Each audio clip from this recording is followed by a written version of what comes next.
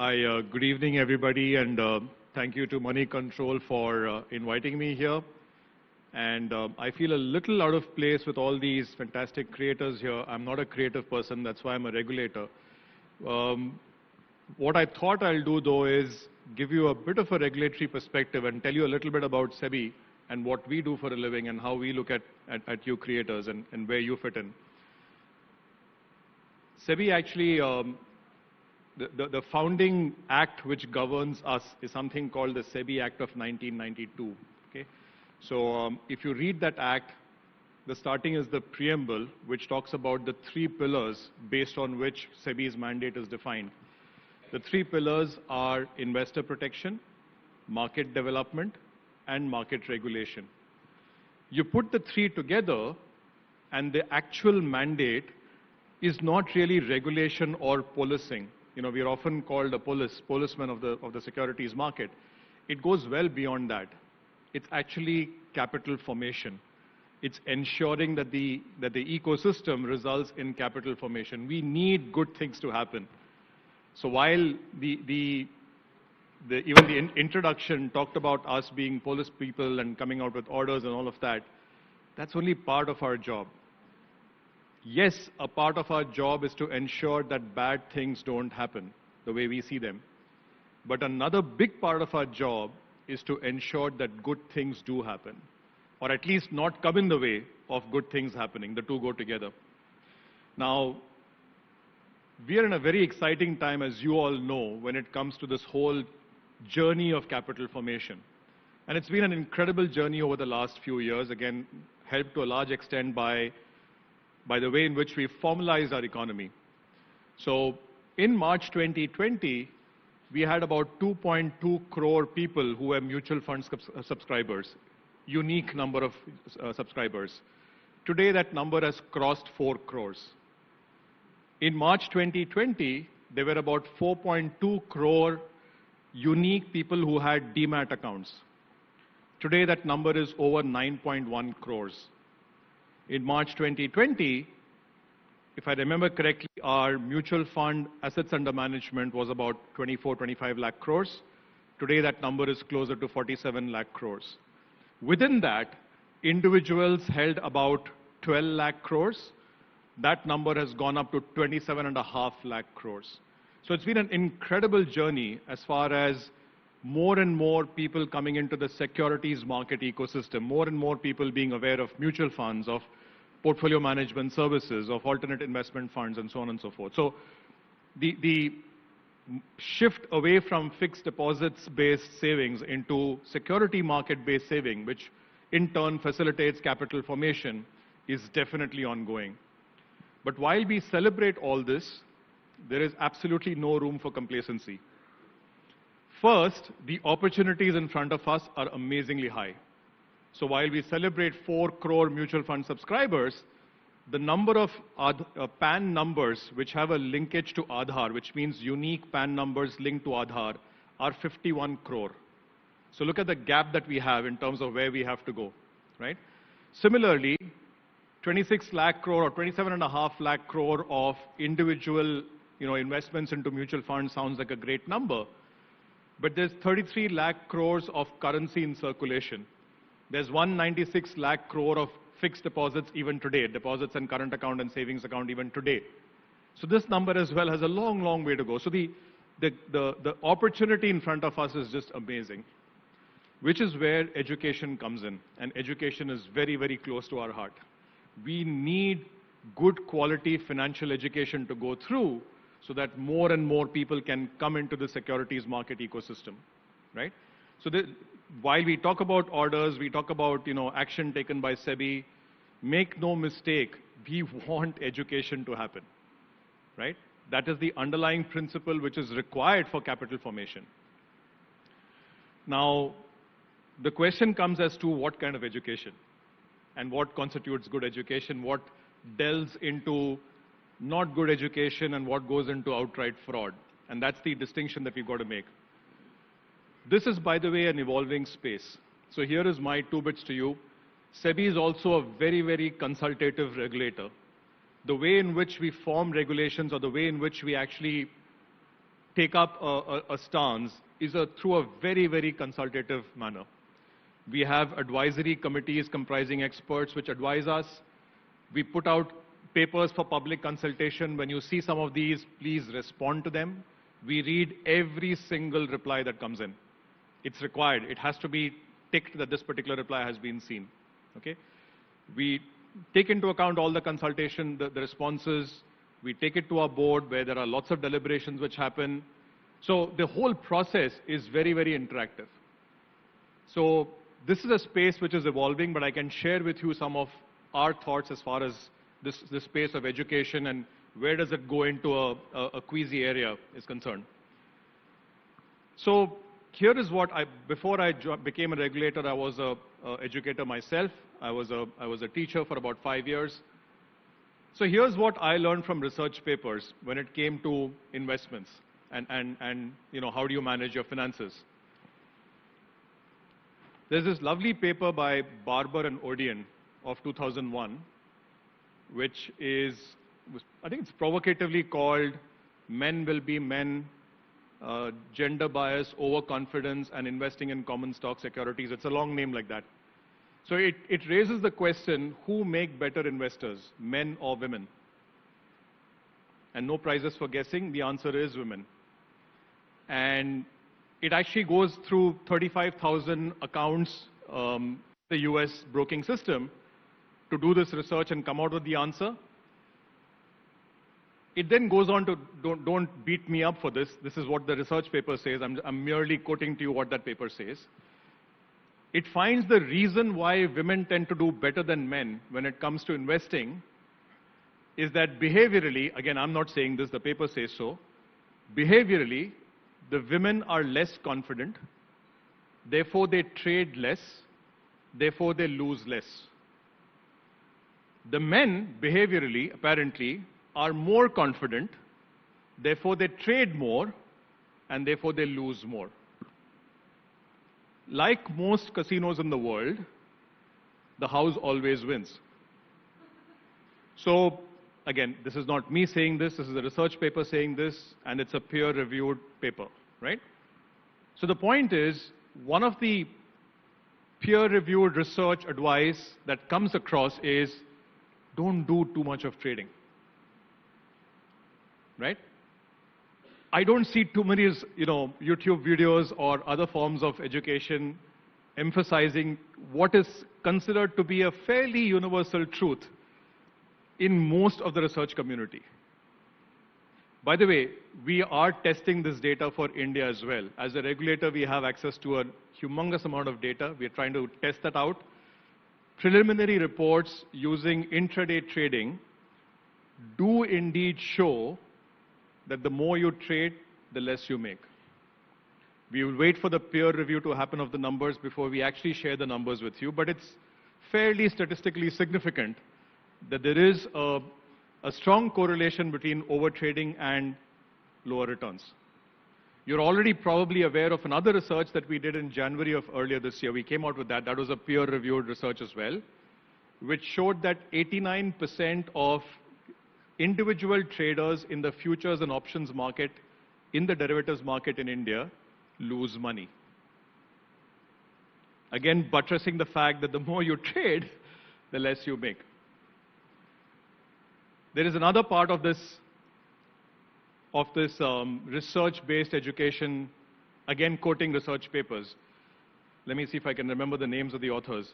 There's something called a paper by Brinson, Hood, and B. Bauer, which came out in 1986. A lot of wealth managers quote this. What this goes on to show is that if you take different portfolios of securities, right? So you have portfolio 1, portfolio 2, portfolio 3, let's say asset managers and their portfolios. They have variations in their returns, right? Somebody makes more, somebody makes less, somebody's in between, and so on and so forth. What this paper shows is that the variation in returns across portfolios is largely explained not by choice of security, not by timing the market. It's aaj niche hai, khareed lo, kal upar hai, bech do, not because of that. It's explained, over 90% is explained by something called asset allocation. All you have to do is decide, I'm going to put 20% in large cap, 10% in mid cap, 30% in real estate, 40% or whatever. You choose your asset allocation, your return is pretty much decided. You choosing and saying, oh, this stock looks undervalued, let me buy this. This stock looks overvalued, let me sell it, accounts for less than 3% of the variation in the return. So put all of this together. Again, peer-reviewed research seems to suggest, find out what your risk appetite is. For that risk appetite, put together a portfolio that maximizes your return, which is do the asset allocation, and then do nothing. That is your best chance of making or maximizing your gains, mathematically, statistically. I'm not saying you go and put out a YouTube video saying all of this. All I'm saying is these are research-reviewed papers, peer-reviewed papers, which as strongly as possible make this particular contention. We just don't see enough of finfluencer material saying this. We have plenty of material saying, here is a lovely strategy, buy this, sell this, and you know what, you're going to make X amount of return. By the way, one of the things that we studied was there are a lot of algos in the market right now, which are many of which are registered with the stock exchanges. At least the preliminary data shows that people who use algos for intraday trading lose even more than those who don't use them for intraday trading. But it's a preliminary data, don't quote me on this, Mahalakshmi. We will come to the actual numbers after a peer review. The broad point being, we need people to come into the securities market, but we need them to be well informed. We are not a nanny state. We are not going to tell you what to buy, what not to buy, right? But if 9 out of 10 people in the futures and options market lose money, we want you to be aware of that. We want you to know what the odds are. That doesn't stop, everybody knows the house always wins. That doesn't stop people from going to Las Vegas. People still go. Your money, your hard-earned money, do what you wish to, but be aware of the odds. Which is why we have this irritating, pop-up coming up every time you try logging into a broker's system, telling you that 9 out of 10 people lose money. Click on that. It's like a statutory warning telling you that cigarette smoking is injurious to your health. Thereafter, be my guest. We are not a nanny state. So the broad point being, we would love to see education go through, but we would love to see education backed by actual research, by actual data, with the interest of the end user, the consumer, the investor in mind. Why are we so concerned? Besides the fact that investor protection is the first pillar of our act, we're also concerned that there might actually be a breakdown in the trust in the ecosystem if you push the investor too much. If you actually have too much of this,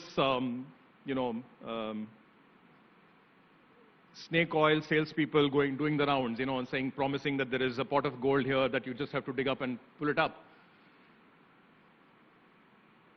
Our entire journey of capital formation can be threatened if that edifice collapses. We want investors to come in, but we don't want them to come in with their eyes closed. We want them to come in with their eyes wide open so that they stay there and so that they grow the ecosystem and so that capital formation ensues, right? So we have tried to be careful in our regulations and in our interpretation of the regulations. If you read, and I would strongly advise those who are creating financial content to read the investment advisor regulations, to read the prevention of unfair trading practices and frauds regulation. We've been very, very clear as to what constitutes advice, what constitutes an investment advisor. Advice is anything to do with the securities market. If you're suggesting buy, sell, trade, so on and so forth, it is advice. By the way, it does not include advice given on television or on public media. Or if you write an article, that's not investment advice. If you provide investment advice for consideration, you are an investment advisor, whether you like it or not. If you are providing investment advice for consideration, you are an investment advisor, you are required to register yourself. And therefore, follow the regulations, the code of conduct that goes along with it. So, long story short, we need educators, we need good content creators, because this gospel of the securities market has to be passed on to a whole bunch of people who are not there as yet. But we want it to be done in a realistic, stable fashion. We don't want this to be a Pied Piper leading the mice, down to a wrong place. We want informed investors. The best form of investor protection is informed investors, and we want that to happen. And just to reiterate, we are consultative. Yes, we are a regulator, which means we sit in our ivory offices and our ivory towers and don't necessarily interact with you on a regular basis, but do reach out to us. A lot of this space about finfluencers and regulations around finfluencers, especially the middle area, is still evolving. It's not a done deal as yet. So help us create that regulated space where you can thrive doing the right things, and therefore we can see capital formation going through as well. I'll stop there. Thank you so much.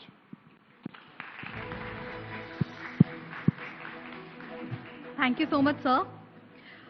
Thank you, sir, for that insightful address. We request you to please stay on stage. Sir, please have a seat.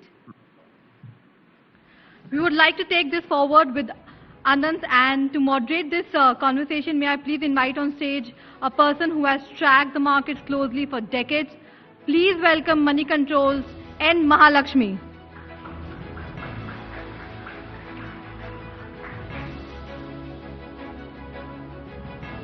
The next conversation is going to be on the lines of policy making and how SEBI is taking steps to monitor social media platforms for instances of misleading or fraudulent investment advice.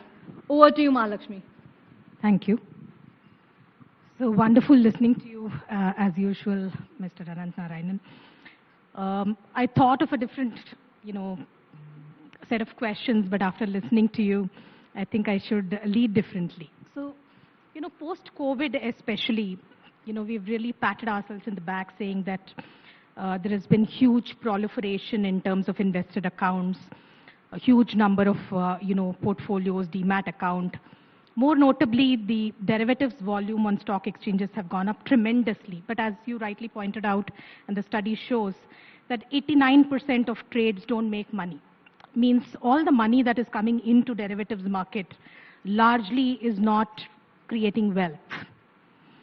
What is your idea of what is it that is going wrong? Because there is a lot of content that is getting created. Is it just that a lot of it is completely misguided and we need to rethink the way investor education is done entirely? Thanks, Mahalakshmi. So let me clarify a few things. That 89% loss is actually by individual investors. We did not comment upon the institutional investors. 89% of individual investors lose money. Now, what is going wrong? Okay, look, it's not necessary that something is going wrong. So there are two things that regulators worry about when something like this happens. One is there a systemic risk? Which means, is there a bubble burst, waiting to burst somewhere, and will the whole system kind of collapse? There actually are margining systems that we have in our exchanges and our clearing corporation, which ensure that there is money behind every trade that's being put up, is actually extremely robust. And I would argue more robust than many other countries in the world. Because, we actually know what margin is required at an individual participant level. In most countries in the world, margin is kept at a broker level. Here, because we have data about individual people's PANs and their demat accounts, etc., we know what every individual needs to keep as margin, and it's ensured that that person has margin.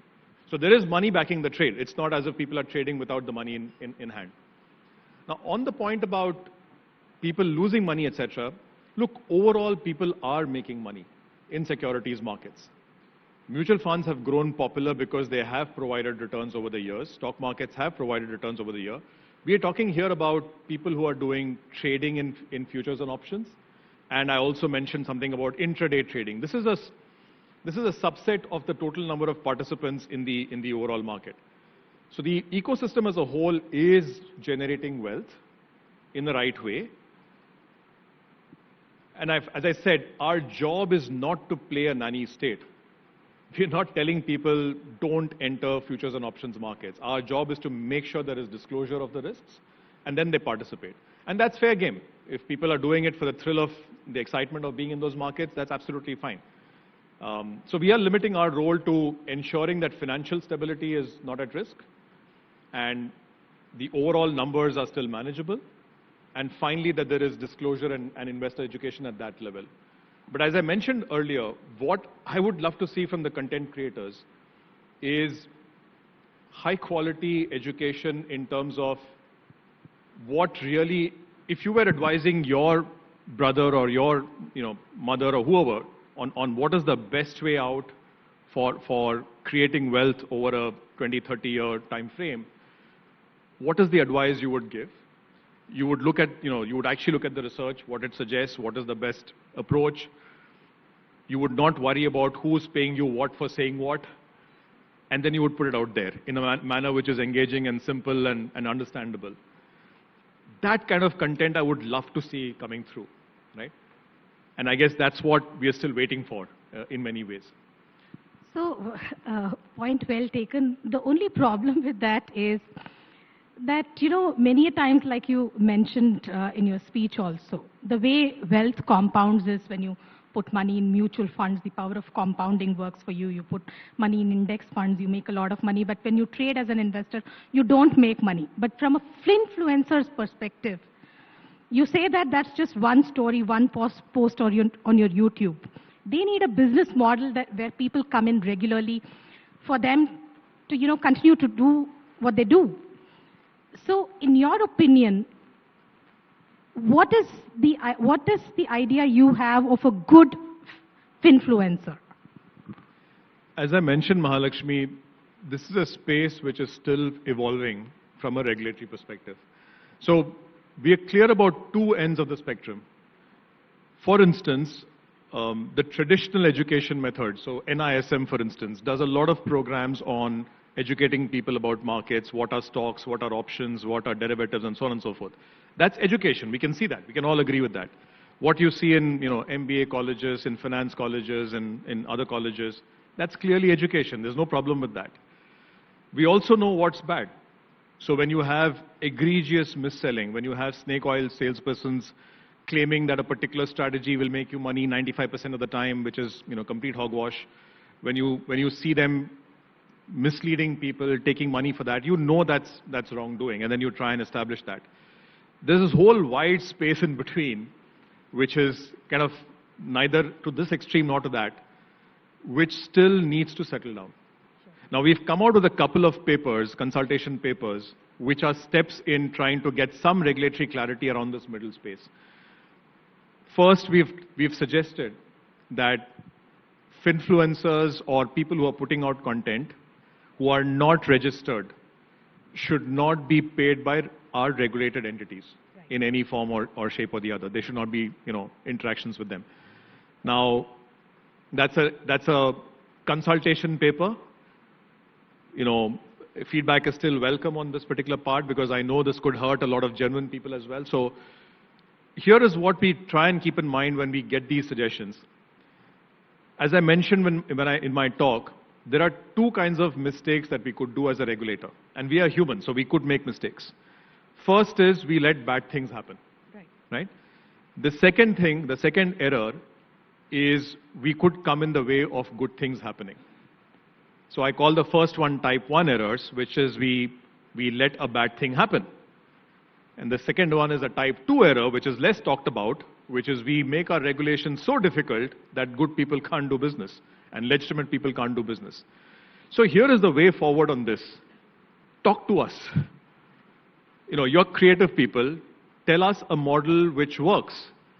My only request to you is, when you are lobbying for something which allows you to do your business, think of what could go wrong.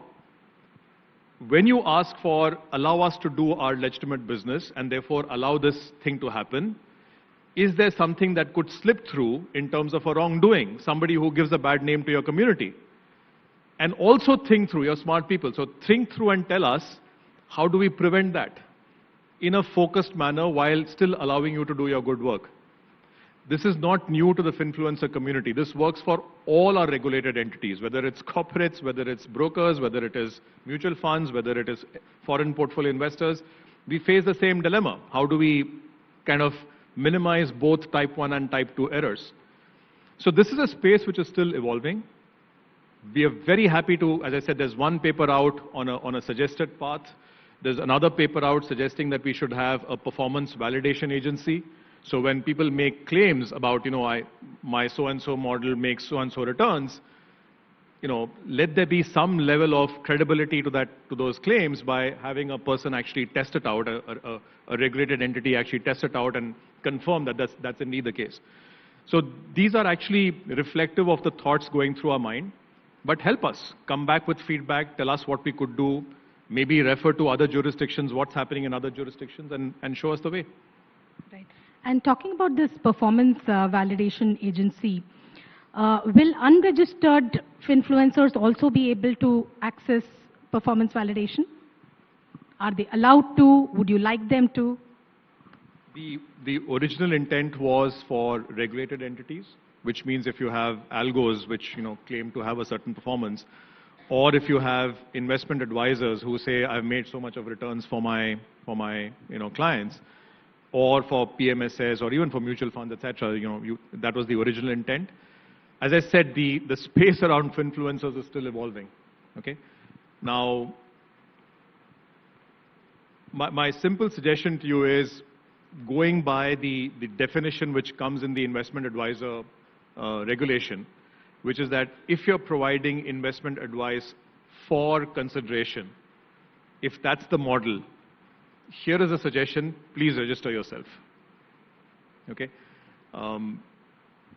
I know it comes with a whole host of regulatory requirements. We can have a dialogue about how we make that easier. We can have a dialogue about how we make that more user-friendly. But it's best to come into the ambit of a regulatory safe space rather than staying outside the ecosystem. And at some stage, will SEBI consider bringing in regulations for influencers, even if they were not to be unregistered, they were to be unregistered investment advisories? As I said, this space is still evolving. And I can tell you openly what some of our constraints are. This is a vast space. We have resource limitations in terms of how much we can actually police some of this and regulate some of this. So it's an area which, now, that doesn't mean there are no solutions. For instance, there are close to 1.5 lakh mutual fund distributors. They are not regulated by SEBI directly, but they are regulated by AMFI. There's an AMFI registration which happens, and mutual funds regulate them. So there are ways in which we can get around this resource constraint in case we need to bring more people into the ambit. We are trying that with investment advisors. We have an entity called BASL, which now is trying to do our job for us in terms of registrations and supervision, etc. So we can create that ecosystem which kind of helps this happen. Our preference is that things work within the existing guidelines of investment advisors, research analysts, etc. But if changes are required to accommodate this new generation of content creators, we can have a dialogue. Let's have a chat.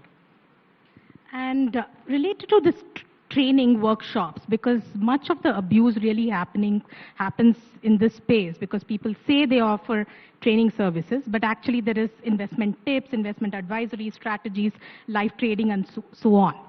Is there a way for SEBI to monitor it, number one?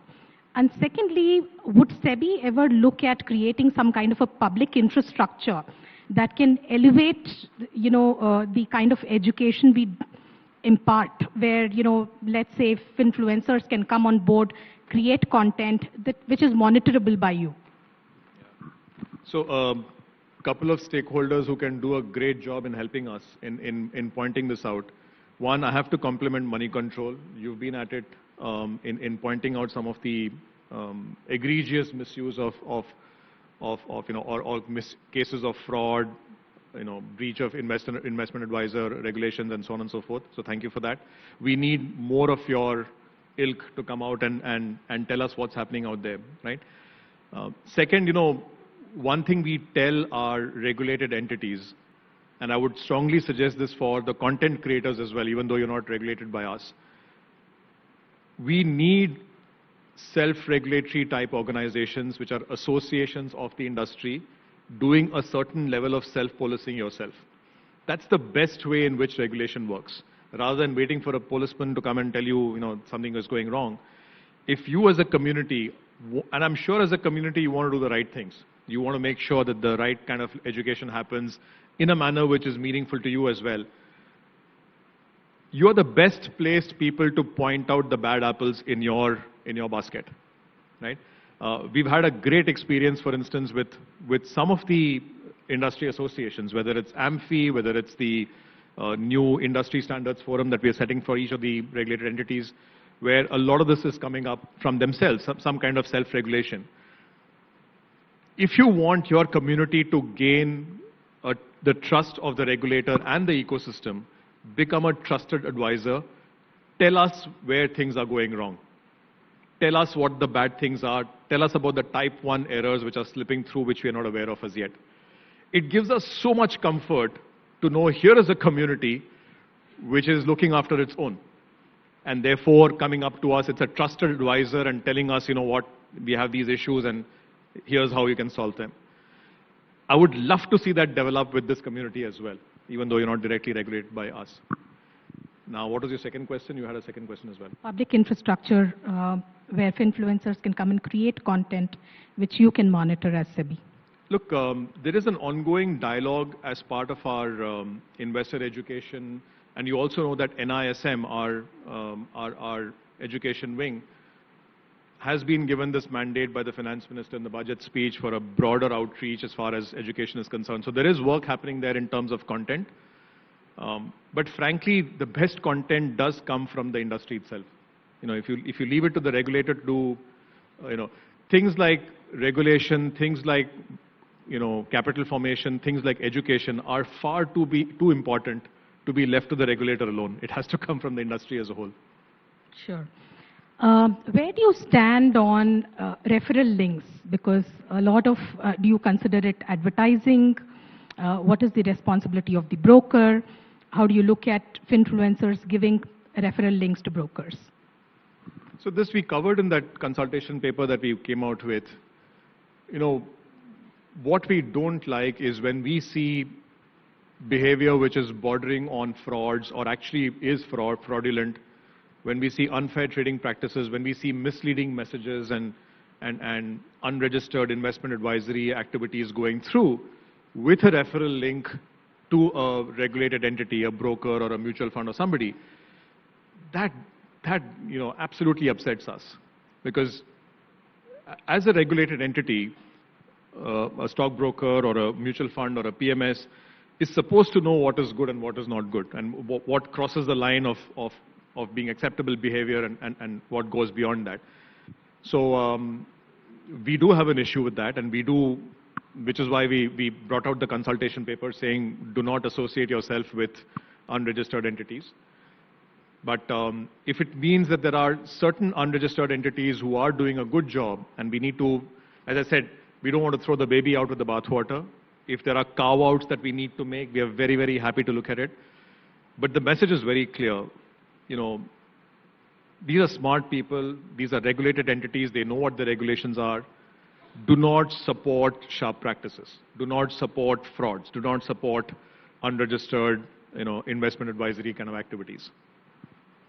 And where do you stand on platforms or SaaS platforms which allow influencers to create? I mean, is there some level of accountability that you hold to them, or we can't hold them responsible? There is dialogue happening with some of these platforms to help us in specific areas. It's more a dialogue really on trying to figure out how do we best manage this. Many platforms at least profess that they want to do the right things. So we are also, trying to see if there are ways in which we can agree on how we manage this going forward. But frankly, rather than just doing policing, we'd much rather that we spend the time on agreeing on what's the right thing to do, and then having the industry kind of take the lead thereafter. We can't be dealing, while we talked about enforcement orders and we talked about, that's the more visible part of SEBI, that's only the tip of the iceberg. The bulk of our work really is towards capital formation and how do we do the right things. We'd much rather focus on that, to be honest. One last question, which is the government has raised taxes on gambling and so on. And the talk in the market obviously is that derivatives is pretty much akin to that. All the money that was getting bet there is getting bet in the derivatives platform. Would you advise the finance minister to raise taxes on derivative trades? So I'm very happy to tell you, Mahalakshmi, as a former professor, that's completely out of syllabus as far as I'm concerned. Taxation is not in my realm. But I don't mind admitting that I see a certain level of logic to what you're suggesting. The good news is that decision is not in my hands, nor is the government asking me as to what they should do for taxation. So no, completely out of syllabus for me. Sure. Some quick questions. Your favorite influencer, if at all you do watch one? I'm very, very poor on social media. And particularly since I've become a regulator, I've become even less. So I'll have to really scratch my bald spot on that. Any other kind of influencer that you follow? Cricket, something else? You can call me ancient dinosaur. I'm not with it at all. So apologies. Are you a fan of cricket? I'm sorry? Cricket. Are you a cricket fan? Old-fashioned fan. I like going to the ground and watching. So. Who are you betting on? Is that a question? I mean, it's very clear, right? Thankfully, I don't have money right now, nor am I a betting person, so no bets. But yeah, go for it, India. Sure. Thank you so much. It was a pleasurable discussion. Thanks. Thank you so much, Mr. Gopalakrishnan and Mahalakshmi.